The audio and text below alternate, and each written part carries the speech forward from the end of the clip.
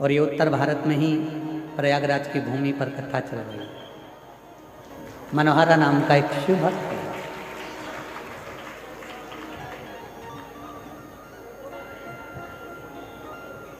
सुतार का काम करता था। सुतारी जानते हो आप लोग? जम के तो बोलो। सुतार मतलब लकड़ी का कुर्सी टेबल कुछ ना कुछ जो लकड़ी का काम होता है वो करता है। उसका एक नियम था। एक मट्टी का उसके पास में घड़ा था। उस घड़े से गंगा जी का जल रोज भरता था और रोज शिव जी को चढ़ाता था। सारी समस्या का हल एक मिलता है। रोज भरता, रोज शिव को चढ़ाता, प्रतिदिन। मनोहरा सुतार से उसके जितने भी दोस्त थे, जितने मित्र थे, जितने परिवार वाले थे, जितने कुटुंबी थे और जितने आसपास में रहने वाले लोग थे, वो सब ईर्ष्या करते थे। सब वो कहते हैं ना, घमंडी को ईश्वर नजर नहीं आता। घमंडी को ईश्वर नजर नहीं आता, ईर्ष्यालु को पड़ोसी नजर नहीं आता और क्रोधी को उसका परिवार नजर नहीं आता। कोई घमंडी है, उसके अंदर घमंड भरा हुआ है, उसके अंदर घमंड भरा पड़ा है, तो उसको ईश्वर नजर नहीं आएगा। वो घमंड उसके अंदर यदि भरा पड़ा हुआ है तो उसको ईश्वर दिखेगा ही नहीं। ऐसे कई लोग हैं जिनको रोज समझाना पड़ता है कि राम है, राम है, कृष्ण है, कृष्ण है, शिव है, शिव है, पर कई घमंडी ऐसे पड़े पड़े हुए हैं, अपनी घमंड में इतना ज़्यादा वो फूले हुए हैं कि वो राम और कृष्ण शिव को मानने को तैयार ही नहीं।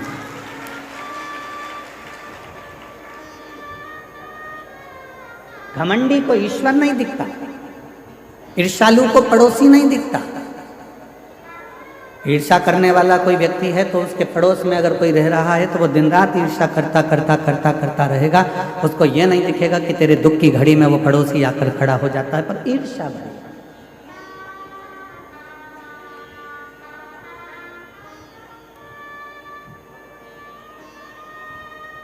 क्या करने आए हो प्रयाग की भूमि पर?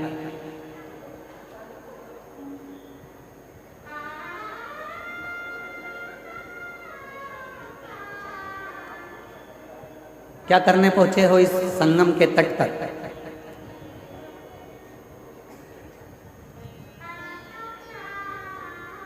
संगम के तट पर अक्षय वट के पास में नाग वासुकी का मंदिर है। आप लोग तो प्रयाग के हो, कौन कौन गया है? जरा हाथ उठाओ, जरा रखिए। प्रणाम आपको, जो आप होकर आए हो लोटा भर जल चढ़ाकर नाग वासुकी।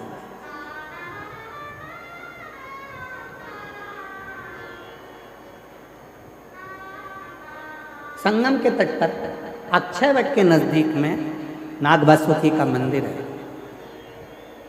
क्या करने के लिए हम आपसे पूछ रहे हैं? वैसे कि वैसे ही इंद्र ने नाग वासुकी से पूछा था, जो भगवान शंकर के गले में सर्प है वासुकी नाग, उससे पूछा था कि तुम त्रिवेणी के संगम पर क्यों आए? जो इंद्र ने पूछा था, जो गरुण ने पूछा था, जो वरुण ने पूछा था, जो देवताओं ने पूछा था, आज वो प्रश्न हम भी आपसे पूछते हैं कि तुम संगम के तट पर क्या करने के लिए?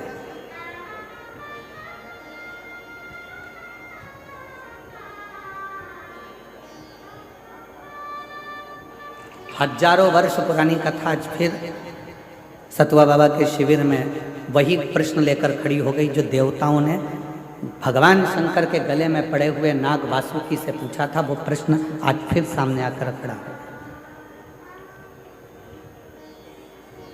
देवताओं ने नाग वासुकी से पूछा कि तू त्रिवेणी के संगम पर क्या करने आया?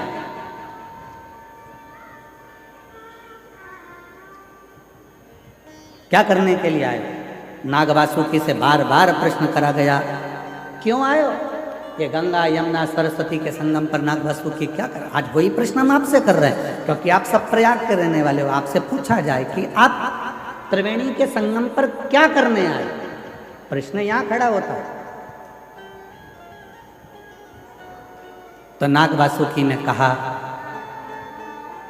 मंथन के समय पर मेरा शरीर पूरा की पूरा कष्टप्रद हो गया है, शरीर में से रक्त निकल रहा है, मेरे शरीर की एक एक नस नस टूट चुकी है, क्योंकि मैंने जब मंथन मुझे पकड़ कर करा गया तो पर्वत के घर्षण से मेरा शरीर पूरा टूट चुका है, मैं बहुत कष्ट में हूँ, बहुत तकलीफ में हूँ। तो क्या करने आए हो? बस उस कष्ट को मिटाने के लिए और भगवान से उनकी कृपा पाने के लिए मैं त्रिवेणी के तट पर आकर विराजमान। अब कोई तुमसे पूछे, क्यों रे भाई, ए प्रयाग वालों, त्रिवेणी के तट पर तुम क्या करने के लिए आए हो? तो तुम्हें नाग वासुकी के वो शब्द याद रखना है कि नाग वासुकी ने कहा कि मेरा शरीर हर जगह से टूट चुका है, बहुत कष्ट में हूँ, और मेरे कष्ट को मिटाने के लिए और भगवान की अविरल भक्ति को प्राप्त करने के लिए मैं यहाँ आया हूँ। वही शब्द तुम्हारे होना चाहिए। त्रिवेणी के तट पर क्यों आए? जब हम राम नाम जपेंगे, कृष्ण नाम जपेंगे, शिव नाम जपेंगे, भगवान की भक्ति करेंगे, भजन करेंगे, मंत्र जाप करेंगे, नाम जाप करेंगे, इस प्रयागराज की भूमि पर त्रिवेणी के संगम पर बैठकर हम कल्पवास करेंगे, भगवान की अविरल भक्ति प्राप्त करेंगे, तो हमारे जितने दुख हैं वो तो कटेंगे ही, साथ में भगवान शंकर की और राम की, कृष्ण की अविरल भक्ति भी हमको प्राप्त हो। हम क्या करने के लिए?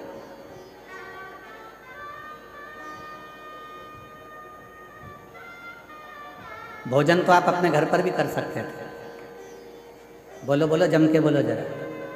और जितनी भी मेरी जीजी आई हैं ना, ये खाली हाथ नहीं आई हैं, घर से कुछ ना कुछ खुरमा, मठरी, चक्की, लड्डू, तिल्ली का कुछ ना कुछ बना कर लाई हैं। जैसे ही अंदर देरी होती है निपटा जाती है।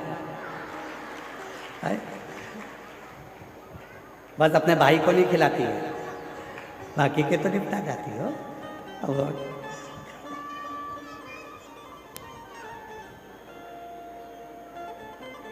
आप भोजन करने, मतलब ये पक्का हो गया कि आप भोजन करने के लिए नहीं है, अपने साथ है। फिर किसी ने पूछा, क्या तंबू में रहने के लिए, टेंट में रहने के लिए नीचे बिछा हुआ कालीन चाहिए? तो आप वो हो, मेरी जीजियां, मेरे जीजा ऐसे हैं कि इनको कालीन की भी जरूरत नहीं है। जिस टैंक से मल साफ होता है उस टैंक पर भी लोग चढ़ चढ़ के बैठे हुए हैं, मतलब आपको आसन से भी मतलब नहीं।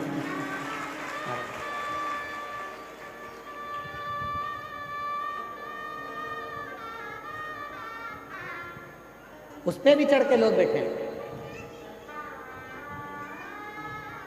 फिर पूछा कि कोई अच्छी जगह मिल जाएगी? तो मतलब तुम जानती हो कि शंकर को पाने के लिए जगह नहीं देखी जाती, क्योंकि शिव शमशान में भी निवास करता है और शिव हर कण कण में निवास करता है, तो स्थान की मूलता है। कोई तुमसे कह दे, कोई तुमसे कहे कि शंकर भगवान केवल मंदिर में मिलेंगे, या शिव जी केवल कथा में मिलेंगे, या शिव जी केवल घाट पर मिलेंगे, या शंकर भगवान केवल अमरनाथ केदारनाथ में मिलेंगे, तो नहीं, ऐसी कोई बात नहीं है। तुम्हारे घर में रहो, घर में रहकर रोज श्री शिवाय नमस्तुभ्यम का जब जप करना प्रारंभ करोगे तो तुम्हें मंदिर क्या, मेरा भोलेनाथ तुम्हारे घर में आकर तुम्हें दर्शन देना प्रारंभ।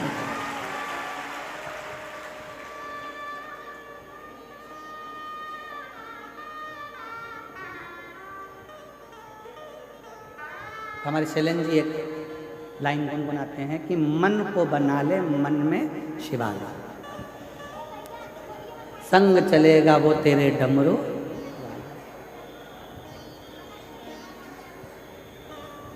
मन को शिवालय बना, और जिस दिन तुम्हारा मन शिवालय बन गया उस दिन तुम्हें शंकर को ढूंढने जाने की जरूरत नहीं। मत जाओ। मनोहरा की कथा करिए। उत्तर भारत की भूमि पर शंकर भगवान का एक भक्त मनोहरा ऐसा रहता था। शिव महापुराण की कथा कहती है कि वो मनोहरा सुतार का काम करता था, लकड़ी का काम करता था। उसके पास में एक मट्टी का केवल कलश था, लोटा था, पात्र था, जिससे वो शंकर को रोज गंगा का जल समर्पित करता था। प्रतिदिन रोज गंगा का जल रोज समर्पित करता था, प्रतिदिन। एक दिन धर्म पत्नी चिढ़ गई। होता है ऐसा, पति अच्छा रहता है तो पत्नी थोड़ी सी क्रोधी रहती है, और पत्नी अगर अच्छी है तो पति थोड़ा क्रोधी रहता है। भगवान जब भी जोड़ी बनाता है ना तो बड़ा सोच समझ कर बनाता है। देख लो, तुमको यहीं से मतलब नहीं है, तुम तो त्रेता युग से चालू हो जाओ। राम जी के साथ जोड़ी बनी लक्ष्मण जी, भरत जी के साथ जोड़ी बनी शत्रुघ्न जी, ठीक है, जम के तो बोलो। दोनों की जोड़ी बनाई कि राम जी के साथ में जोड़ी बनाकर रखना है, राम लक्ष्मण की, भरत शत्रुघ्न जी की। और नहीं तो राम जी के साथ में राम जी सरल थे तो भरत जी की जोड़ी बन जाती, दोनों एक जैसे हो जाते, सरल सरल। पर नहीं, एक नम्रता वाले के साथ में एक क्रोधी का होना जरूरी है। राम जी के साथ लक्ष्मण का होना जरूरी है, और भरत जी के साथ शत्रुघ्न जी का होना जरूरी है, बहुत जरूरी है।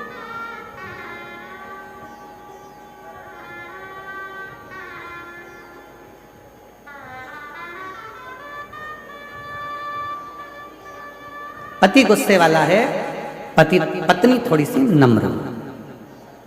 पत्नी गुस्से वाली है तो पति थोड़ा सा नम्र। वैसे तो पति बेचारा नम्र रहता ही है, ऐसा नहीं है कि नहीं रहता।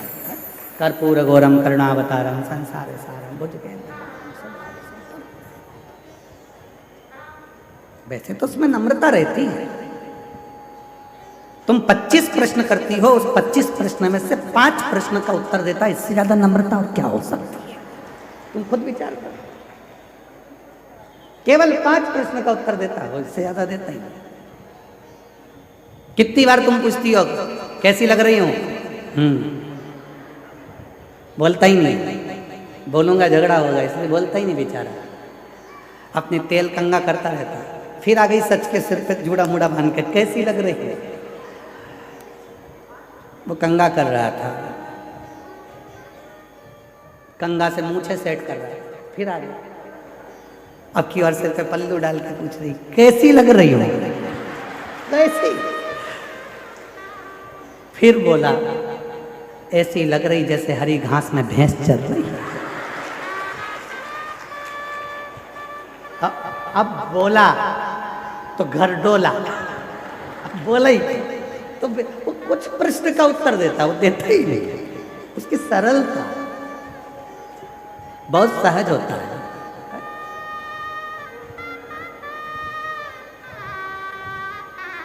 जोड़ी बनी। मनोहरा की जो धर्म पत्नी थी वो थोड़ी सी क्रोधी थी, बहुत तेज, बहुत तेज। वो कुछ तो भगवान की भी कृपा होती है, जो भगवान के भक्त होते हैं उनकी धर्म पत्नियां थोड़ी तेज होती है। पत्नी अगर भक्त है तो उसका पति तेज होगा, और पति अगर भक्त है तो उसकी पत्नी तेज होगी। पर सतुआ बाबा जी, हम पर भोलेनाथ की कृपा है, हमारी अच्छी है।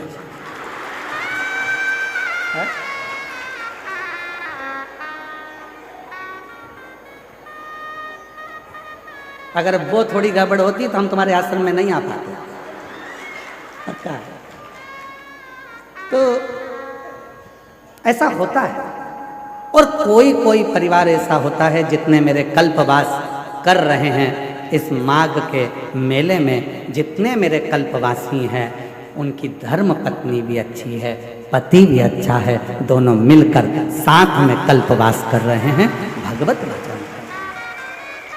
कई कई बहुत बाबा की कृपा से, कहीं शिव जी की बड़ी करुणा है जो ऐसे पति पत्नी हैं कि दोनों हर साल कल्पवास करने के लिए 1 महीना दोनों रहकर अपने झोपड़े में, अपने टेंट में, पंडाल में भगवत भजन कर कर भगवान की अविरल भक्ति को प्राप्त कर। अविरल। तो मनोहरा की जो पत्नी थी, मनोहरा की जो पत्नी थी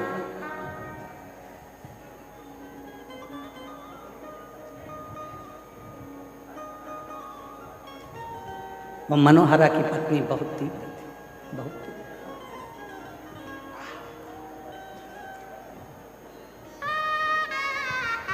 बहुत उठाया उसने अब की बार पानी का जो घड़ा था, जिस घड़े में वो गंगा जल लेकर शिव जी के मंदिर जाता था, शंकर जी को जल चढ़ाता था, उस घड़े को मनोहरा की पत्नी ने आज तोड़ दिया। मनोहरा रोता हुआ शिव के मंदिर पहुंचा। शिव के मंदिर, शंकर भगवान के मंदिर में पहुंचकर हाथ जोड़कर कहने लगा कि आज मेरे पास में ना लोटा है, कलश है और ना गंगा का जल है, कुछ भी। और इतनी मेरी सामर्थ्यता नहीं है कि मेरे पास में अलग से मैं कलश को खरीद सकूं या फिर बर्तन ले सकूं जिस बर्तन में मैं गंगा का जल तुम्हारे लिए ला सकूं।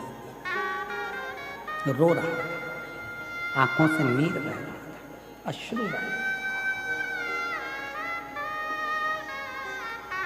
रोते रोते रोते रोते आखिरी में वो शंकर के शिवलिंग से चिपक गया। आंख के आंसू शिवलिंग पर पड़ रहे थे। मनोहरा रो रहा था। जाने लगा रोते रोते शंकर भगवान उस शिवलिंग में से प्रकट होकर मनोहरा का हाथ पकड़कर खींच लिए। हाथ पकड़कर खींचा मनोहरा का, और बाबा भोलेनाथ से मनोहरा ने कहा कि रोज गंगा का जल लेकर आया, पर इतने सालों में कभी तू प्रसन्न नहीं हुआ, प्रकट नहीं हुआ, आज कैसे प्रकट हो गया? शिवजी कहते हैं मैं चांदी के या सोने के लोटे से प्रसन्न नहीं होता, मैं तो दिल से चढ़ाए हुए अश्रु के एक बूंद से भी प्रसन्न हो जाता हूँ, जो भाव से मुझे समर्पित किया गया, जो तुमने मुझे भाव से दिया है। ना विधि थी उस मनोहरा सुतार के पास में, ना विधि थी उस मनोहरा सुतार के पास में, ना भाषा थी उस मनोहरा सुतार के पास में, ना कोई नियम था उस मनोहरा सुतार के पास में, तो केवल एक लोटा जल था, इसके सिवाय कुछ भी नहीं। नानी बाई का मायरा सुना है आप लोगों ने? जम के तो बोलो। नानी बाई के मायरे में नानी बाई का जो नरसिंह जी, जो नानी बाई के जो पिताजी थे नरसिंह मेहता जी, नरसिंह मेहता जी के बड़े भाई थे मदन मेहता जी। मदन मेहता जी की धर्म पत्नी थी दुरत गोरी। दुरत गोरी इतनी तेज थी कि अपने देवर को, नरसिंह मेहता को, और नरसिंह मेहता की धर्म पत्नी माणिक गोरी दोनों को गालियां देती थी, अपशब्द करती थी, ताने देती थी, आड़ा टेढ़ा करती थी, अपशब्द करती थी। पर भाई मदन मेहता जी अपने भाई से बड़ा प्रेम करते थे, नरसिंह मेहता जी से बहुत स्नेह। जब दादी नरसिंह मेहता की जो दादी जी थी वो नरसिंह को बहुत प्रेम करती, बहुत।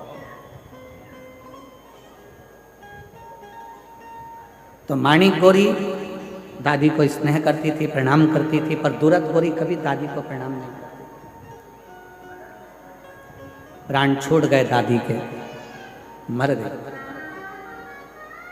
नरसिंह मेहता की पत्नी भी खूब रोई और नरसिंह मेहता की भाभी भी बहुत रोई। पर नरसिंह मेहता की पत्नी जी को समझ में नहीं आया कि मेरी जेठानी दिन रात गाली देती थी दादी सास को, और दादी सास मरने के बाद ये गले चिपक चिपक कर रो रही है, सिर पे इतना लंबा लंबा पल्लू डाल के रो रही है। सास जिंदा थी तो पल्लू रखा यहाँ, और सास मर गई तो पल्लू रखा बिल्कुल छाती तक, और चिपक चिपक कर रो रही है। और थोड़ी देर तक रोई चिपक कर, उसके बाद देवरानी से बोली मैं पानी पी के आई, अब तू रो ले। जब देवरानी रोने के लिए बैठी माणिक गोरी, तब उसको समझ में आया कि मेरी जेठानी चिपक कर इसलिए रो रही थी कि सास के कान में सोने की मुर्की थी जो कान में डली थी, उसको दांत से कटक रही थी, निकाल। जब वो मुर्गी निकल गई, रोते रोते लेकर गई और पानी के मटके में उसको डाल दिया और आकर बोली कि अब दादी जी को लेकर चले जाओ, कब तक रखोगे। रोते रोते उनको लेकर गए।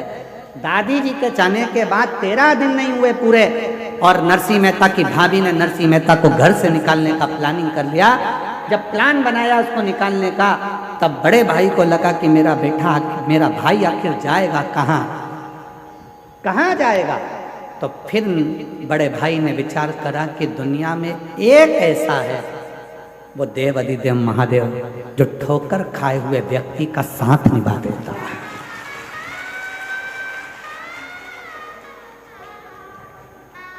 दरबार में भोले बाबा के दुख दर्द मिटाए जाते।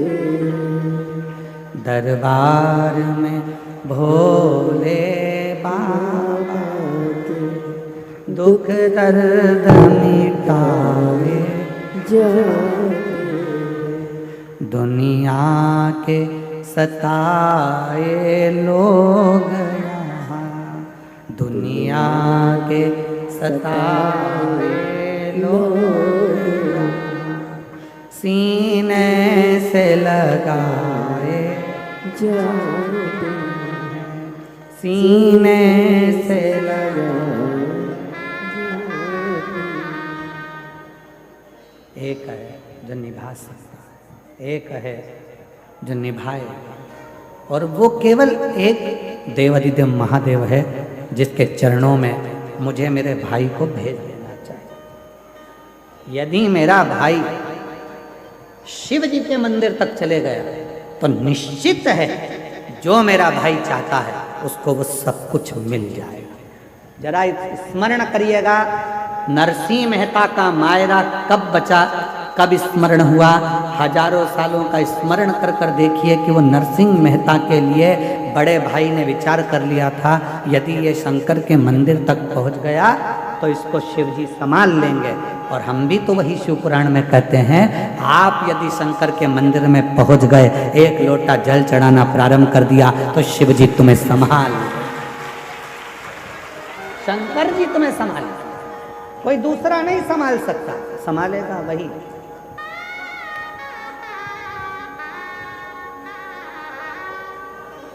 दुनिया के सताए लोग यहाँ सीने से लगाए जाते, सीने से लगाए जाते। दरबार में डमरू वाले के दुख दर्द मिटाए जाते, दुख दर्द मिटाए जाते। आप शिव जी के दरवाजे तक पहुँचो, शंकर जी की चौखट तक पहुँचो, शंकर जी के मंदिर में एक लोटा जल चढ़ाने के लिए पहुँचो। शिव तुम्हारे दुखों को काटना प्रारंभ कर दे, शिव तुम्हारे कष्टों को मिटाना प्रारंभ कर दे। जाना पड़ेगा, तेरे मंदिर में आना मेरा काम है और मेरी बिगड़ी बनाना तेरा। जाओ। नरसिंह मेहता जी शिव जी के मंदिर में पहुंच गए। रोते रोते पूरी रात नरसिंह मेहता जी ने निकाल दी। शंकर भगवान ने हाथ पकड़ा नरसिंह मेहता जी का और उनसे पूछा, तुझे क्या चाहिए? मैं जिस सांवरिया का भजन करता हूँ, सांवरिया का दर्शन करा दो। भारत की भूमि क्या, पूरे विश्व की धरा पर केवल एक नरसिंह मेहता ऐसे संत थे जो जीते जी गौलोक धाम जाकर भगवान कृष्ण और राधा जी का दर्शन करे थे। गौलोक धाम में जहां पर भगवान की रासलीला का दर्शन हो रहा था, नरसिंह जी को ले जाकर वहां खड़ा कर दिया। नरसिंह जी को ले जाकर खड़ा करा, रास चल रहा था। सांवरिया से भगवान कृष्ण का ध्यान गया नरसिंह जी की ओर। सांवरिया जी दौड़ कर गए नरसिंह जी के पास में। हमारे यहाँ तो लोग मर जाते हैं तब आते हैं, तू तो जीते जी आ गया रे, तुझे लेकर कौन आया? नरसिंह जी बोले, वो शंकर जी लाए थे। इतने में सांवरिया सेठ ने बोला, अगर शंकर जी लेकर आए हैं फिर तो तू कहीं पर भी पहुंच सकता है, तेरा दुखड़ा कोई पर भी जाकर कहे बाबा पूर्ण तरह से तेरे दुखड़े को मिटा सकता। किसी की सामर्थ्यता नहीं है, वो मिटाएगा, दुख काटेगा तो वो शिव काटेगा, कोई दुख नहीं काट सकता। ब्रह्मा ब्रह्मलोक में है, भगवान विष्णु वैकुंठ लोक में।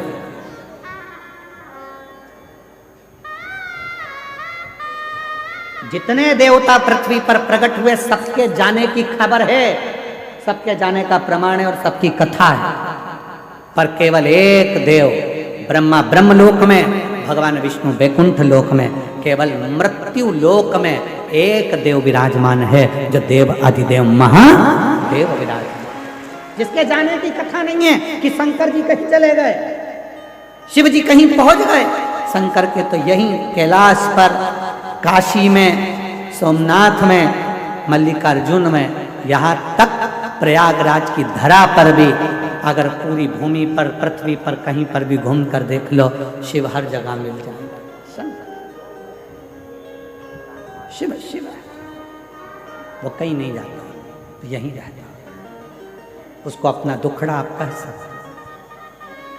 हमने कभी भी आप लोगों से ये नहीं कहा कि बहुत दूर शंकर जी का मंदिर हो तो वहाँ जल चढ़ाने जाना। हमने हमेशा आपसे कहा कि आपके घर के पास में जो शंकर जी का मंदिर है वहाँ एक लोटा जल चढ़ाना प्रारंभ करो। क्यों? शरीर में रोग आता है तो पहले पास के हॉस्पिटल में दिखाया जाता है, पास के हॉस्पिटल में काम नहीं चलता फिर बड़े हॉस्पिटल में जाया जाता है, बड़े हॉस्पिटल में काम नहीं चलता फिर जाकर अपन लखनऊ में जाकर दिखाते हैं, लखनऊ में काम नहीं चले फिर जाकर अपन मुंबई पहुंच जाते हैं, मुंबई में काम ना चले तो फिर विदेश लेकर जाते हैं। अर्थात पहले अपने पास में इलाज करवाइए, दूर इलाज के लिए बाद में जाइए। पर दुनिया के लोग पहले दिन से विचार कर लेते हैं, अब की बार मुझे केदारनाथ जाना है, अब की बार मुझे अमरनाथ जाना है, अब की बार मुझे कैलाश पर्वत का दर्शन करने, परिक्रमा करने जाना है। हमारा निवेदन है, जो लड़के, जो लड़कियां, जो बेटे, जो बेटियां, जो नवयुवक बेटा बेटी कहते हैं मैं अमरनाथ जाऊंगा, अमरनाथ जाऊंगा, अमरनाथ जाऊंगा, पहले उनकी माँ से, माँ को पूछना चाहिए, अपने बेटे से, अपनी बेटी से, तो पास के मंदिर जाता है, पहले पास के मंदिर जा, और जब पड़ोस के मंदिर में तेरा दिल लग जाए शंकर को एक लोटा जल चढ़ाने में, तब समझना कि अमरनाथ बाबा का दर्शन करने जाएगा तो वो तुझे गले से लगा लेगा, वो तुझे अपने हृदय से लगा लेगा। मालूम पड़ा हमारे यहाँ जो बड़े बड़े डॉक्टर होते हैं, बड़े बड़े हॉस्पिटल में बैठते हैं, वो छोटी वाली फाइल को देखते हैं। लाओ दिखाओ, पहले तुमने डॉक्टर को दिखाया? हाँ साहब, हमारे गाँव के डॉक्टर को दिखाया था। फाइल दिखाओ, लो साहब ये फाइल, ठीक है। और किसी को दिखाया? हाँ साहब, हम प्रयागराज गए थे, वहाँ दिखाया, प्रयागराज की फाइल दिखाओ, ये साहब। फिर हम काशी गए थे, काशी की फाइल दिखाई। फिर हम मथुरा गए थे, मथुरा की फाइल दिखाई। उसी तरह जब तुम अमरनाथ, केदारनाथ, कहीं उच्च बहुत ऊपर जाकर अगर भगवान का दर्शन करोगे तो वो भगवान भी कहेगा ला जरा फाइल दिखा, कहाँ कहाँ होकर आया है, कहाँ के शिवलिंग पर जल चढ़ाया है, मैं भी तो जानू, तू मेरे करीब में आया, आ मेरे पास नजदीक आ, वो बुझाएगा, वो स्वीकार करेगा। टूट गए जैसे उस मनोहरा भगत का, मनोहरा सुतार का घड़ा टूट गया था, आंसू से शिव को प्रसन्न कर लिया था। शिव पुराण कहती है, भगवान शंकर की कथा कहती है, शिव तत्व कहता है, शंकर की कथा कहती है। भगवान को दिल से, विश्वास से, भक्ति से रिझाने का प्रयास करोगे तो शिव रीझ जाएगा, भगवान शंकर रीझ जाएगा।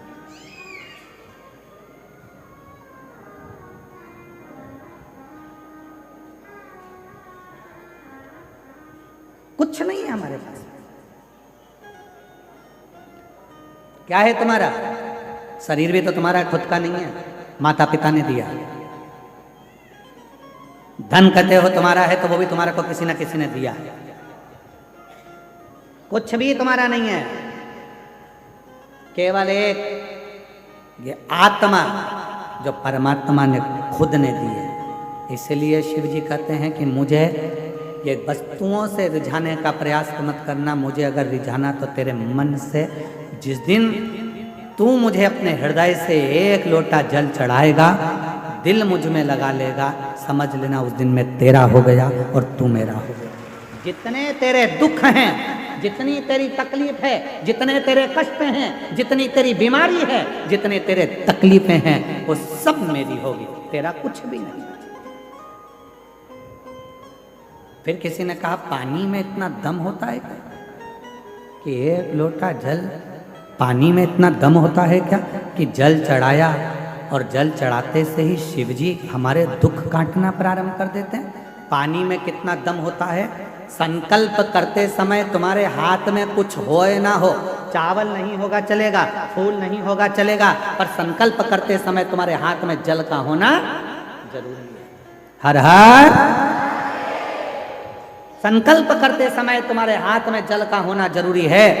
कन्या दान करते समय तुम्हारे हाथ में कुछ भी ना हो, सोने की रकम, चांदी की रकम, कुछ भी ना हो चलेगा, पर तुम्हारे हाथ में जल का होना, जब वो जल डाला जाता है तब कन्यादान माना जाता है, जल का होना जरूरी है। उसी तरह जब पिंड किया जाता है, तर्पण किया जाता है, तिलांजलि दी जाती है, उसमें जल का होना जरूरी है। उसी तरह जैसे पितरों को रिझाने के लिए जल, प्रकृति को रिझाने के लिए जल, उसी तरह शिव महापुराण की कथा कहती अपने दुख को मिटाने के लिए भी एक लोटा जल का होना बहुत जरूरी है। एक लोटे जल का होना बहुत जरूरी। वो जल हमारे जीवन का कल बदल देता है। कोई जल्दी बनता है, कोई लेट बनता है, शिव को जल चढ़ाने वाला एक दिन सेठ जरूर बने। वो सेठ बना कर रखता है, बस वो तुम नियम से एक लोटा, एक पत्र है, अच्छा है, देखिए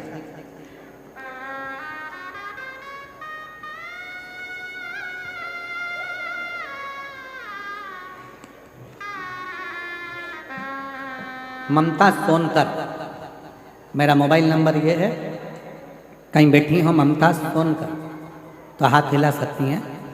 ममता सोनकर अगर कहीं बैठी हो तो हाथ हिला सकती हैं, और अगर बैठी हो तो आ सकती हैं बेलपत्र लेने के लिए। कहीं बैठी हो तो हाथ हिलाएं, और अगर आई हो तो एक बेलपत्र लेने के लिए आ सकती हैं। मेरा नाम ममता सोनकर है। मैं 2757 सेक्टर एच, जानकीपुरम, लखनऊ की निवासी हूँ। जानकीपुरम लखनऊ से आई। गुरुजी, मैं ममता सोनकर कावड़ भरने 2024 में सीहोर गई थी। कंकर शंकर की पूजन करी, पंडाल में बैठकर कथा श्रवण करी। मैं बताना चाहूंगी गुरुदेव, मेरा पुत्र हर्षवर्धन जो नीट का एग्जाम कई सालों से दे रहा था और उसका नीट क्लियर नहीं हो रहा था, तब मैंने अपने बेटे से कहा कि तू एक बार शिव महापुराण की कथा पंडाल में बैठकर श्रवण कर, तू देख बाबा कैसे कृपा करता। और मेरा बेटा शिव महापुराण की कथा को यही प्रयागराज की धरा पर सुनने के लिए पूर्व में आया, और बाबा की ऐसी कृपा हो गई कि आज बाबा ने मेरे बेटे को नीट एग्जाम क्लियर करा दिया। वो MBBS की पढ़ाई कर रहा है और आज मेरा बेटा डॉक्टर बनने जा रहा है। मैं बाबा को यहाँ प्रणाम करने के लिए, थोड़ा समय लग सकता है, लगेगा, पर वो फल जरूर देगा। तुमने जो एक लोटा जल समर्पित करा, तुमने जो एक लोटा जल चढ़ाया, तुमने जो एक लोटा जल समर्पित करा है, तुमने जो एक लोटा जल चढ़ाया है, उसका फल तुमको मिलेगा।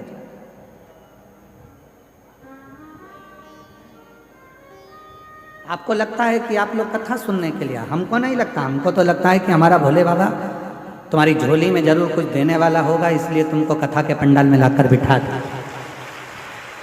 बिठाता ही नहीं, बुलाता ही नहीं।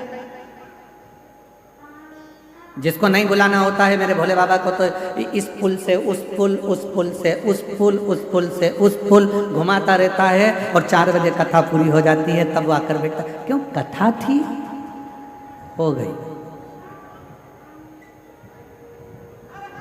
हो गई। महाराज जी, बाबा जी, आज कोई कह रहे थे, कोई पुलिस वाले भैया कहने लगे पूरा मेला विराम की ओर जा रहा है, पर प्रशासन को समझ में नहीं आ रहा है कि मेला वापस भरा कैसे गया, ये वापस कैसे भराने लगा।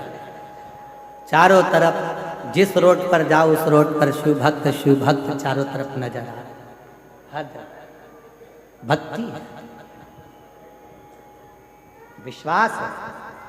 और जितने रोड पर बैठे हैं, रोड के किनारे बैठे हैं, दूसरे पंडालों में बैठे हैं, जहां जहां बैठकर आप शिव महापुराण की कथा को श्रवण कर रहे हैं, भले आपको सियोर वाला महाराज दिखे ना दिखे उससे कोई मतलब मत रखो, आपको तो भोलेनाथ दिखना चाहिए। जहां बैठकर कथा सुन रहे हो, अगर दिल से कथा सुनने के बाद भूमि को नमन कर कर उसकी रज मस्तक चढ़ाकर हृदय से लगाकर जो प्रार्थना करोगे, मेरा शंकर भगवान आपकी झोली में देगा जरूर। आप उससे प्रार्थना। एक पत्र और आया है, देखिए।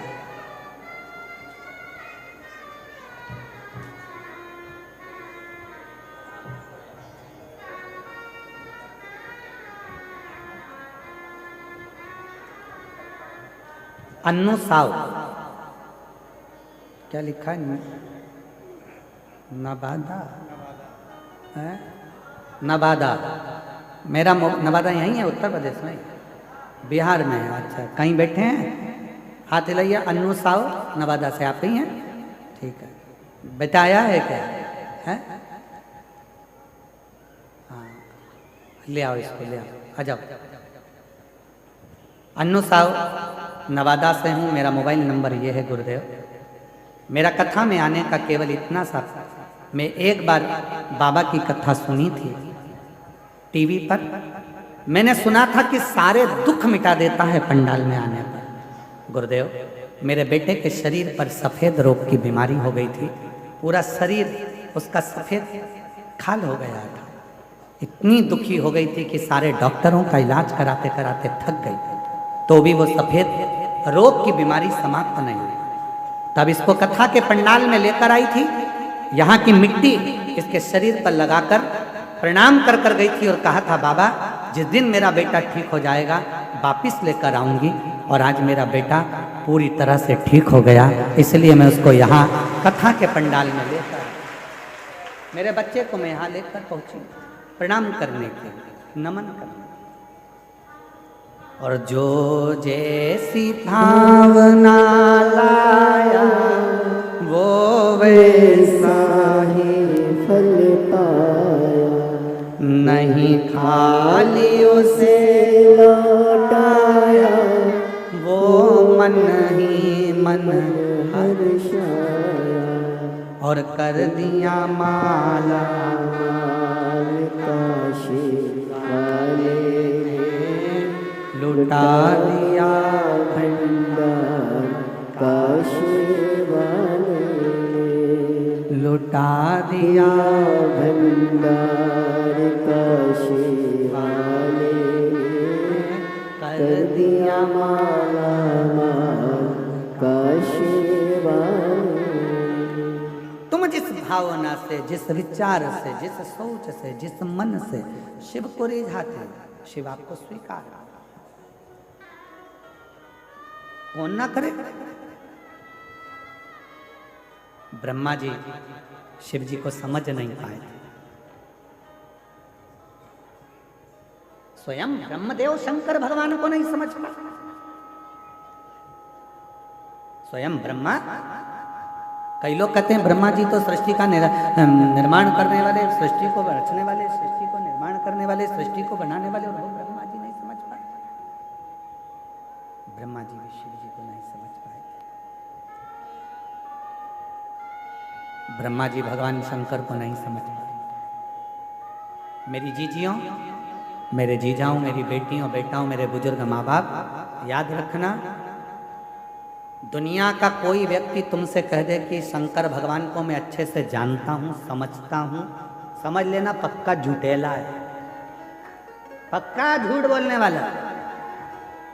शिव को समझने के लिए एक जन्म क्या, लाखों लाखों जन्म हो जाए तो भी शंकर भगवान को कोई समझ नहीं सकता, जान ही नहीं सकता। इसलिए अपन को ज्यादा प्रपंचा में नहीं पड़ना, अपने को तो एक लोटा जल सारी समस्या का हल, और बोल बम का नारा है। बस इससे ज्यादा अपने को माथा पच्ची करना भी नहीं है। कोई तुमसे कहे तुम शंकर जी की पूजन को जानते हो? नहीं जानते। शंकर जी का अभिषेक करना जानते हो? नहीं जानते। शंकर जी को रिझाने का कोई मंत्र आता है? नहीं आता। शंकर जी को क्या पसंद है? मालूम नहीं। तो फिर शंकर जी के मंदिर क्यों जाते हो? मिलने। किससे? शंकर जी। तो शंकर जी तुझे देखते हैं क्या? वो देखे चाहे नहीं देखे, मैं तो देखता हूं बहुत है। कुछ नहीं आता, कुछ भी नहीं।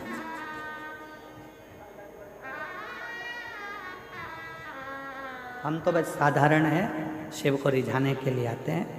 और वो कहते हैं ना कि मैं हूँ प्रेम रोगी, मेरी दवा तो कराओ, जाओ जाओ जाओ काशी वाले को बुलाओ। मैं हूँ प्रेम रोगी, मेरी दवा तो कराओ, जाओ जाओ जाओ काशी वाले को बुलाओ। इससे ज़्यादा हमें कुछ नहीं आता।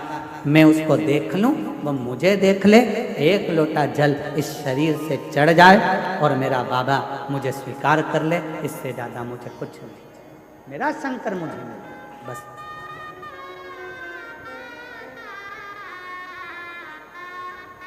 इससे ज़्यादा कुछ नहीं चाहिए, कुछ नहीं। कोई मंत्र आता है तुमको? नहीं।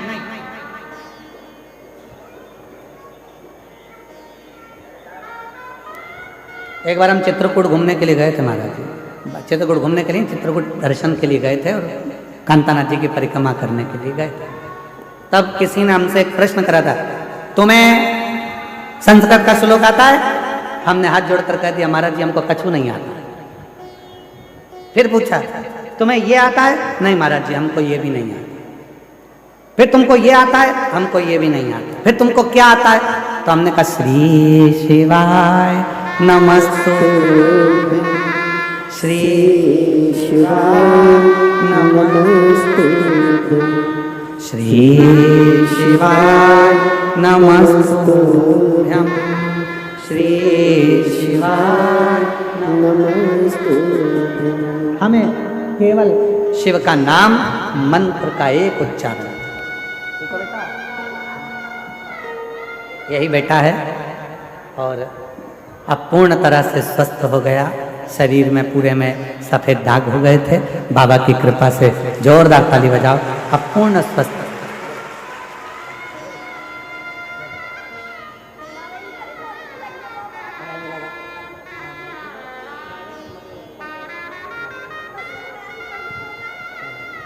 रोते नहीं बेटा, आंसू पोंछ के जाओ, खुश हो। अब तो तुम्हारे दोनों काम हो गए, बेटा भी ठीक हो गया, नौकरी भी लग गया, बाबा कराएगा कराएगा। जाओ बेटे के शरीर पूरा के पूरा सफेद पड़ रहा था, चमड़ी पूरी।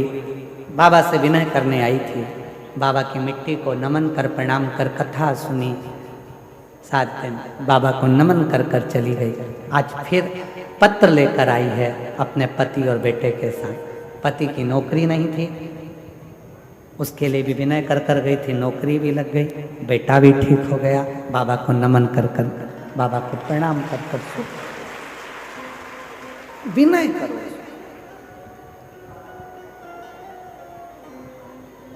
मंत्र आता है? नहीं आता। तब करते हो? नहीं। साधना? नहीं। क्या करते हो? एक लोटा जल, सारी समस्या। इससे भगवान प्रसन्न हो जाएंगे? बिल्कुल। तड़प शंकर भगवान का ऐसा भक्त जो जंगल में रहता था, शिवलिंग को देखकर, एक महाराज जी को पूजन करता देखकर उसके पास में लोटा नहीं था जल चढ़ाने को, मुंह में पानी भर कर आता था, पिचकारी छोड़ कर जाता था। पर शिव ने कृपा कर दी, उसको ना विधि आती थी ना विधान आता था, न मंत्र आता था, न तंत्र आता था, न साधना आती थी, न जप आता था। उसको तो केवल एक काम, मुंह में पानी भरा, पत्तियों को तोड़ा, शिव को चढ़ाया, जल समर्पित कर। प्राप्त हो गया, कुछ नहीं आता। और सत्य बोलने में कुछ नहीं जाता। बोलो सही है कि गलत है? सत्य बोलो। मरने के बाद लोग बोलेंगे राम नाम सत्य है, जीते जी बोल लो सत्य। जो सत्य है सत्य।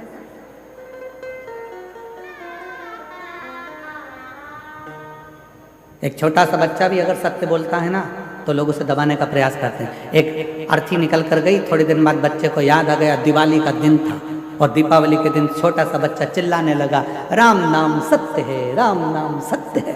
मम्मी ने मोगरी से धो दिया, घूम मारा, पागल हो गया, मूर्ख है, क्या बोल रहा है ये? राम नाम सत्य है, राम नाम सत्य है। तो बच्चे को सिखा दो राम नाम सत्य, सिखाओ। सत्य है और वो सत्य रहेगा, उससे कोई छुपा नहीं सकता। शिव सत्य है, शिव सुंदर है।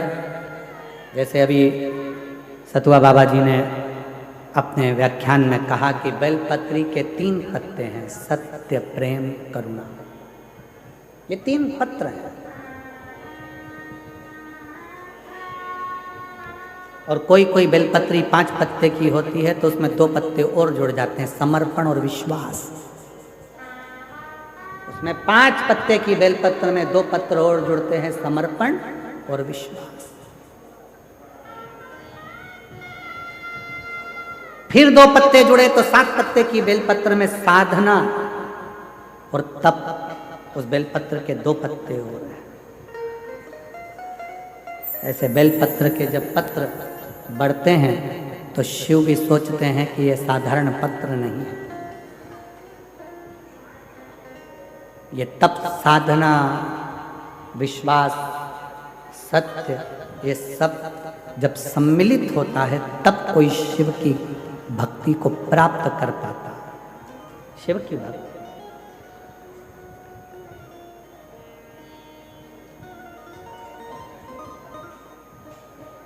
कल एक माता जी ने पत्र भेजा था, उस पत्र को हमने पढ़ा, शायद वो कक्ष में ही होगा। उस पत्र में उन्होंने लिखा था कि गुरुजी, आप प्रयागराज के मेले में आते हो और प्रयागराज के मेले में आते हो तो सब बाबा मिलते हैं, तुम क्यों नहीं मिलते? तो हम हाथ जोड़कर निवेदन करते हैं कि हमसे ज़्यादा आप उस देव अधिदेव महादेव से मिलने का संकल्प लें। हमारा एक लक्ष्य है कि आप शंकर जी से कैसे भी जुड़ जाओ, क्योंकि सियोर वाला महाराज तुम्हारा दुख कभी नहीं काट सकते।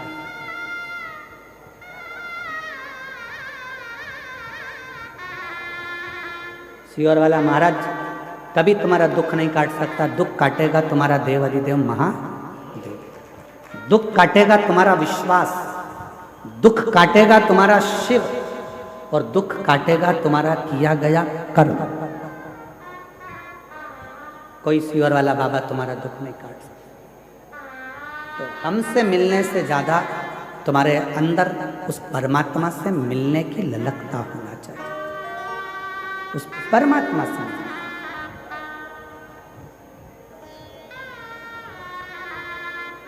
उस पर आश्रित, जहां पर ज्ञान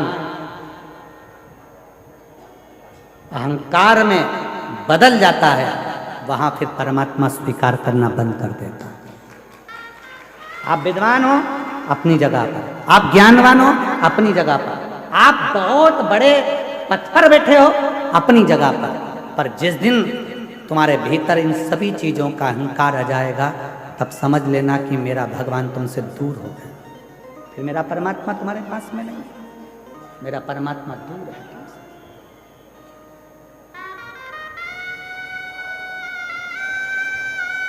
और आज प्रयागराज की भूमि पर एक बात कहना चाहेंगे सभी शिव भक्तों को जो देश विदेश में कथा को सुन रहे हैं, आस्था चैनल के माध्यम से, सोशल मीडिया के माध्यम से, माघ मेले की यह पवित्र धरा से 5 दिवसीय शिव महापुराण को जो सुन रहे हैं उनसे एक निवेदन करना चाहेंगे।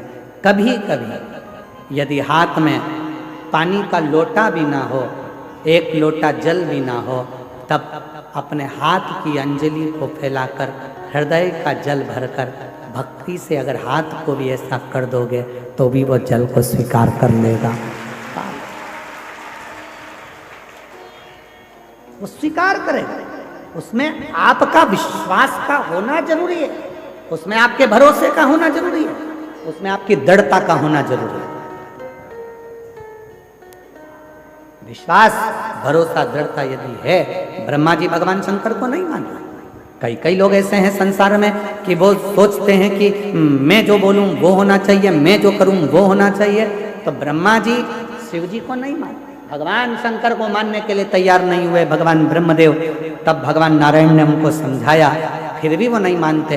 तब भगवान नारायण ने और भगवान ब्रह्मा ने एक पर्वत को घुमाया तो उससे शिवलिंग की आकृति उत्पन्न हो गई। तब ब्रह्मा जी ने उस शिवलिंग की आकृति में से कानों में ध्वनि सुनी।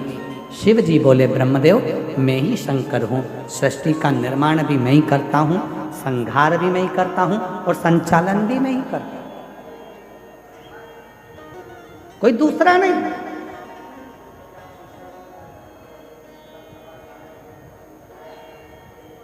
कई लोग कहते हैं घर में चला रहा हूं, झूठ मत बोल,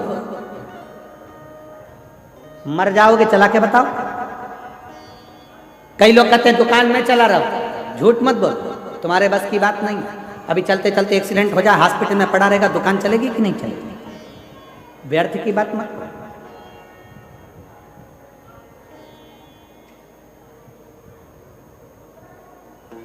ये झूठ है,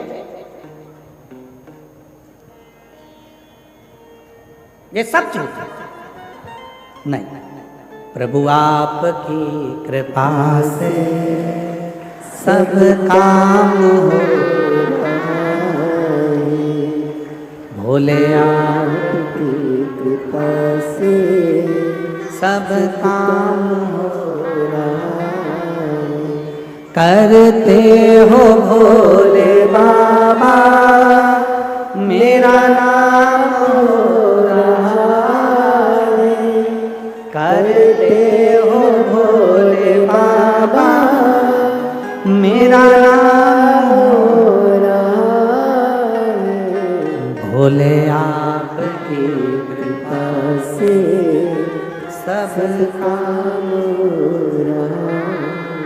आप और हम कुछ नहीं कर सकते, करने और कराने वाला तो मेरा देव अधिदेव महादेव है, जो करा रहा है, कर रहा है, चला रहा है और आपको चल रहा है, ये उसके ऊपर, ये आप और हमारा बस की बात नहीं। कोई कहे कि अगर मैं ना करूं तो कुछ भी ना हो, तो हमारा निवेदन है 2-4 घंटे के लिए मर के देख ले, चलेगा कि नहीं चलेगा? सब चलेगा।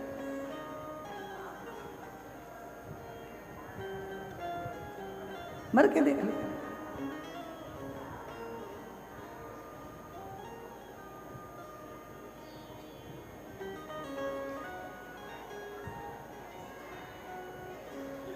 कोई मरता है, प्राण छूटते हैं, आप लोग उसके घर पे बैठने जाते हो कि नहीं जाते? जम के तो बोलो, जाते। क्यों जाते हो? कि उसके घर पर जाएंगे, थोड़ी देर बैठकर राम नाम, कृष्ण नाम, शिव नाम गाएंगे तो जो जीवात्मा गई है उसको मुक्ति मिले, उसको मोक्ष मिले। कितने लोग हैं जो मरने वाले के घर पर बैठकर भगवान का भजन करते हैं? कोई ना करता। पक्के झूठेले हो, कोई नहीं करता। वहाँ जाते से ही बैठते हो, सिर पे पल्लू वल्लू डाल के चुपचाप, वो भी मुसद्दी लाल जैसे बैठे रहे, तुम भी बैठे रहो चुपचाप। फिर पूछोगे क्या हो गया था, फिर वो सुनाएंगी रात को अच्छे थे, मक्का की 4 रोटी खाई, 3 कटोरी कड़ी निपटाई, बहुत जोर थे। एकदम रात्रि को 1 बजे बोले मेरे सीने में दर्द हो रहा, मैंने बाम लगाया, मला जी सुबेरे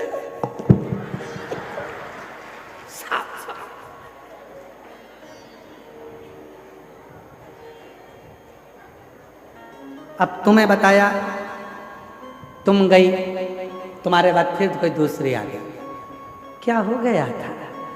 मक्का की 2 रोटी खाई, 2 कड़ी की कटोरी निपटाई, रात को सीने में दर्द, बाम लगाया, सब करके देख लिया। जी जी। ये गई फिर दूसरे 13 दिन में 1300 लोगों को स्टोरी सुनाई। उससे अच्छा एक सीडी बनवा लेती, प्लेयर पास में रख लेती।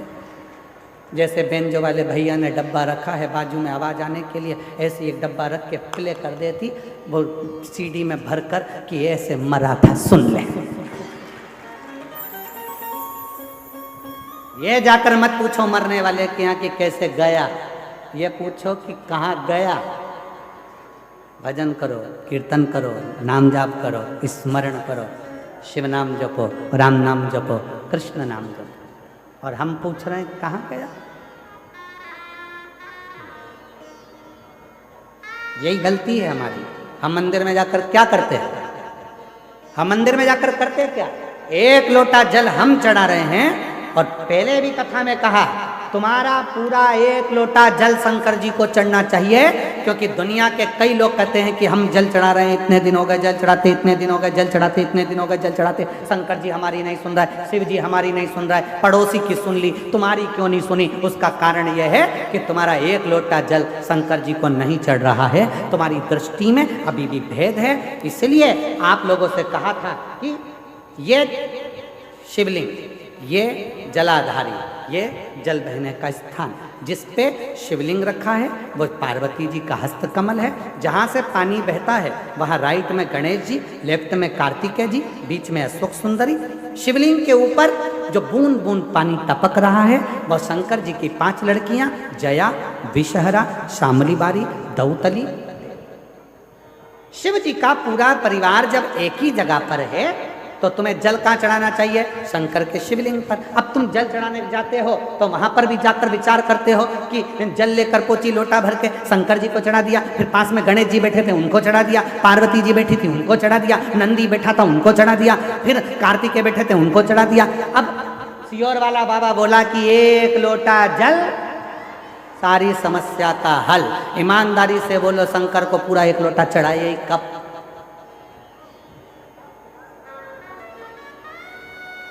वो 1 लोटा जल लेकर गई थी, उसी में शंकर जी को चढ़ा दिया, उसी में गणेश जी को चढ़ा दिया, उसी में पार्वती जी को चढ़ा दिया, उसी में कार्तिकेय जी को चढ़ा दिया। वो 1 लोटे जल का तुमने विभाजन कर दिया।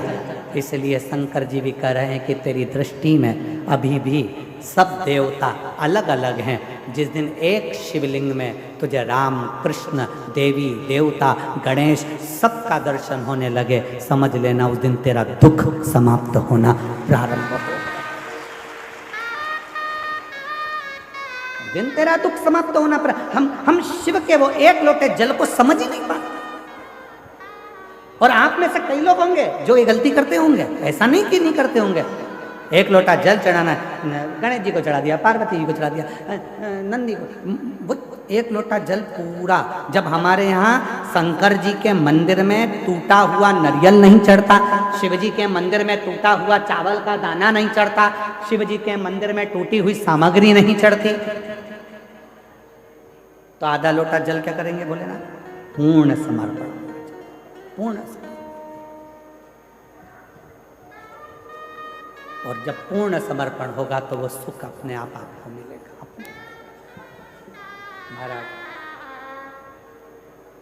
शिव को रिझाना, भगवान शंकर को रिझाना बहुत सरल।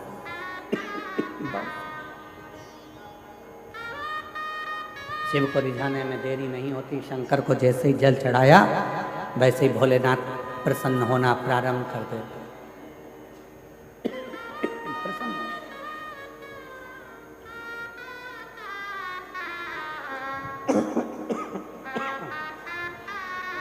शिव करुणा के साथ,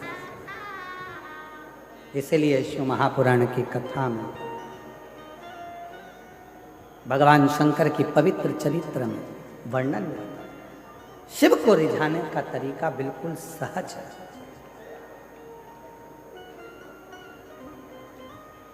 शिव जी को पूजन करने की विधि प्रिय है कि शिव जी को भाव प्रिय है? जम के बोलो जरा, सबकी आवाज आना चाहिए। भाव को।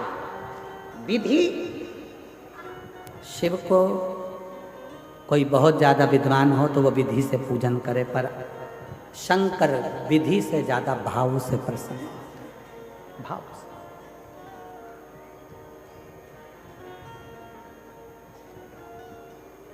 विधि से।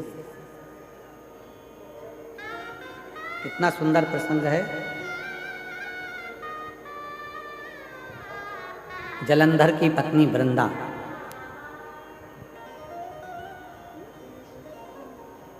जब मालूम पड़ा कि मेरा पति मर गया, मारने वाले शिव थे, सातित्व को भंग करने वाले नारायण थे। नारायण के सामने वृंदा जाकर खड़ी होकर कहती है, अरे नारायण भगवान, तुमने मेरा सातित्व डिगा दिया। जैसे शिव जी की पत्नी सती जलकर भस्म हुई थी, वैसे ही आज मैं भी भस्म हो जाती। राख का ढेर बन गई वृंदा, राख का ढेर।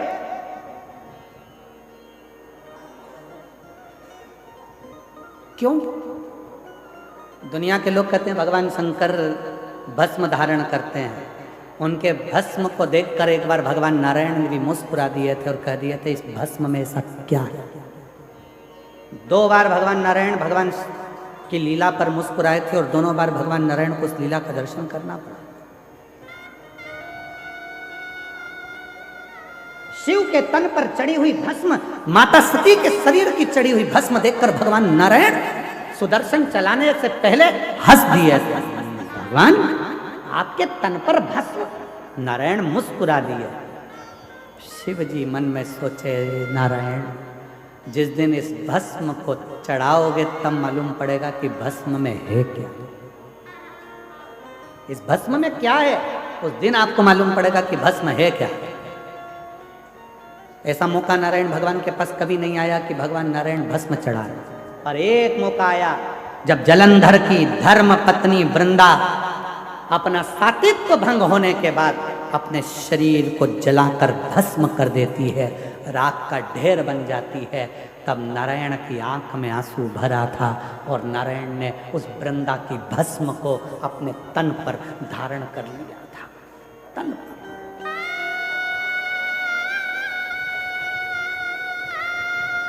तन पर भस्म चढ़ी है। लोग कहते हैं भगवान शंकर के तन पर भस्म थी। शिव महापुराण, स्कंद पुराण, कुर्म पुराण कहती है कि भगवान नारायण के तन पर भी भस्म थी। शिव ने सती की भस्म धारण करी थी और भगवान नारायण ने वृंदा की भस्म धारण करी थी। और जो सती माता भस्म के रूप में प्रकट हुई, उससे बेलपत्री का वृक्ष उत्पन्न हुआ, और जो वृंदा भस्म के रूप में प्रकट हुई नारायण के स्पर्श से, वो तुलसी का पौधा के रूप में प्रकट हुआ। भस्म साधारण, तन पर शिव के भस्म है। लोग कहते हैं केवल क्या देवादिदेव महादेव 33 कोटि देवता में केवल एक शंकर ऐसे हैं जो भस्म लगाते हैं, शंकर ऐसे हैं जिनको भस्म चढ़ती है। भगवान नारायण ने भी अपने तन पर भस्म धारण करी थी। बस अंतर इतना है, शिव सती की भस्म लगाए थे और नारायण वृंदा की भस्म लगाए थे। वृंदा की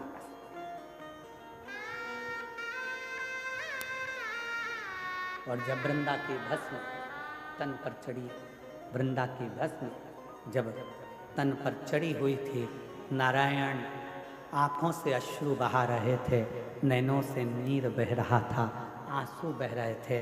तब किसी ने सूचना करी भोलेनाथ के पास में, नाथ, विश्वनाथ, नाथ, सोमनाथ, नाथ, केदारनाथ, नाथ, अमरनाथ, नाथ, नाथ, नाथ कहते हुए जब शिव को पुकारा, शंकर भगवान के नेत्र खुले। क्या हुआ? अभी तो मैंने जलंधर को समाप्त किया और जलंधर को समाप्त कर कर मैं साधना में लीन हुआ और तुम मुझे पुकार रहे हो। क्या हुआ? नाथ, नाथ, वृंदा जलकर भस्म हुआ। भस्म? हाँ। शिव कहते हैं वो भस्म कहाँ है? कहा वो तो नारायण ने धारण कर ली। नारायण? भगवान कहते हैं उस स्वरूप का दर्शन मुझे करना है। स्वरूप का दर्शन मुझे करना है जिस स्वरूप में नारायण ने अपने तन पर भस्म चढ़ाई। दौड़े भगवान देव अधिदेव महादेव ने जाकर जैसे ही नारायण के शरीर पर वृंदा की भस्म दिख रही थी, शिव मुस्कुराकर कहते हैं, नारायण आपकी आंख में अश्रु है, ये वृंदा की भस्म मेरे तन पर है। शिव कहते हैं केवल संसार के मनुष्य के लिए यह बात नहीं, जैसी करनी वैसी भरनी हमारे लिए भी निश्चित है। एक दिन मैंने भस्म धारण करी थी, आपके चेहरे पर मुस्कुराहट थी, आज आपने भस्म धारण करी है। नाक मेरे तन से लगी हुई भस्म सती की बेल वृक्ष बन जाती है और तुम्हारे तन से लगी हुई भस्म नारायण और वृंदा की तुलसी का पौधा बन जाती है। ये जगत के पूजन, जगत के पूजन।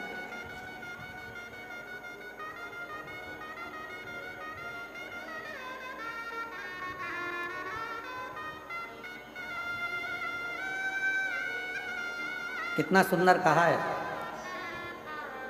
किसी व्यक्ति के शरीर में जब लीवर किडनी से जुड़ा हुआ जब रोग हो जाता है, किडनी काम करना बंद कर देती है, डायलिसिस चालू हो जाता है, लीवर काम करना बंद कर देता है, तब अलोनी गोबरी की भस्म, अलोनी गोबरी जानते हो, पहले भी कथा में बताया, गाय ने गोबर करा, देसी गाय ने जैसी गोबर करा, सूख गया, उसका कंडा हो गया, सूखने के बाद उस गोबरी को जलाया, जलाकर जो भस्म बनी कपड़े से छाना, छानने के बाद वो भस्म जब हाथ में लेकर भगवान नारायण का हरिहर का नाम लेकर, ये कथा हम पहले बात चुके हैं हरिहर कथा में, हरिहर भगवान का नाम लेकर जब शिव जी के शिवलिंग पर वो भस्म का त्रिकुंड लगता है और उस भस्म को लाकर सुबह सुबह मुख में रखा जाता है तो उससे लीवर और किडनी जैसे रोग भी समाप्त होने लगते हैं, उसमें एक अमृत तत्व उत्पन्न हो। उसका प्रमाण शिव महापुराण में एक पत्र आया, देखिए।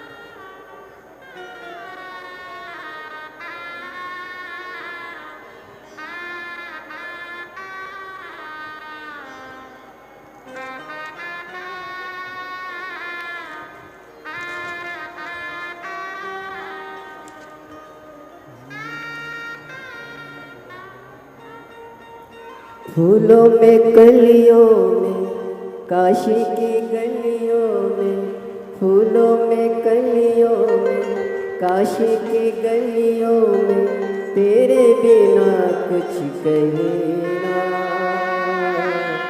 तेरे बिना भी क्या जीना, ओ भोले तेरे बिना भी क्या जीना। गुरुजी मेरा नाम सरिता तोमर है, मेरे पति का नाम महावीर सिंह तोमर है, मैं उत्तराखंड के जसपुर की रहने वाली हूँ। कहीं बैठी हो हाथ हिला सकती हूँ, कहीं बैठी हो तो हाथ हिला सकती हूँ, और अगर बैठी हो तो आ सकती हैं एक बेलपत्र लेने के लिए। तुम सब काहे खड़े हो गए? बैठ जाओ बैठ जाओ बैठ जाओ।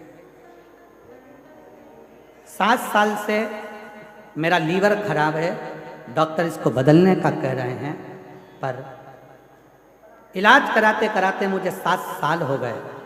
तब किसी एक बहन जी ने हॉस्पिटल में मुझसे कहा कि वो सीहोर वाला बाबा कथा कहता है, उसका कोई एक उपाय जरूर करो। मैंने पशुपतिनाथ का व्रत किया। व्रत करने के बाद मैं सीहोर गई, वहाँ पर मैंने गुरु पूर्णिमा की कथा भी सुनी, और कथा सुनने के बाद आपने भस्म का प्रयोग करना बताया।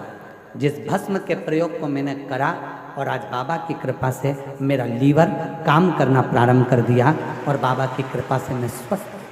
कहीं बैठी हो तो आ सकती है। एक पत्र और है।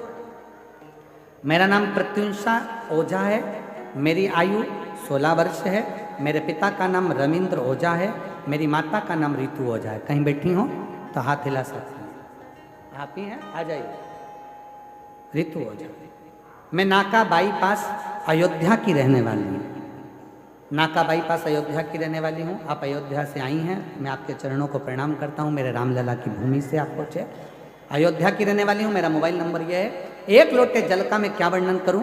मैं मार्च 2023 में अपनी नानी के घर गई थी। वहीं मेरी बहू बहुत तेज तबीयत खराब हो गई और कुछ भी खाते पचता नहीं। फिर हम डॉक्टर के पास गए, डॉक्टर से अल्ट्रासाउंड कराया। अल्ट्रासाउंड कराने में रिपोर्ट में निकला मेरे दोनों तरफ 7 में गांठ है। मेरे दोनों तरफ आंत में गांठ है।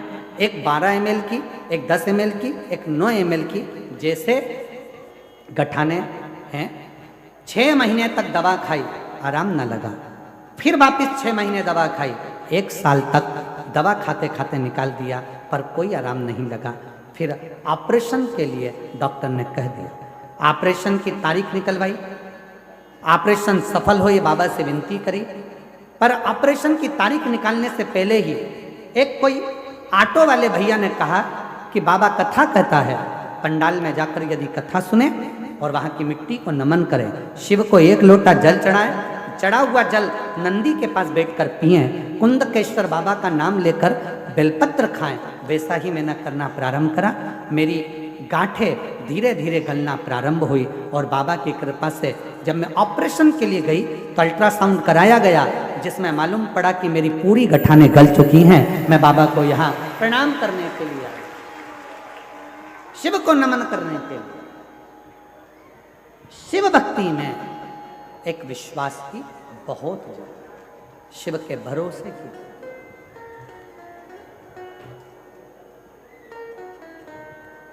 और मेरे भोले तेरा सहारा है, मेरे भोले तेरा सहारा है, मेरी नैया का तू किनारा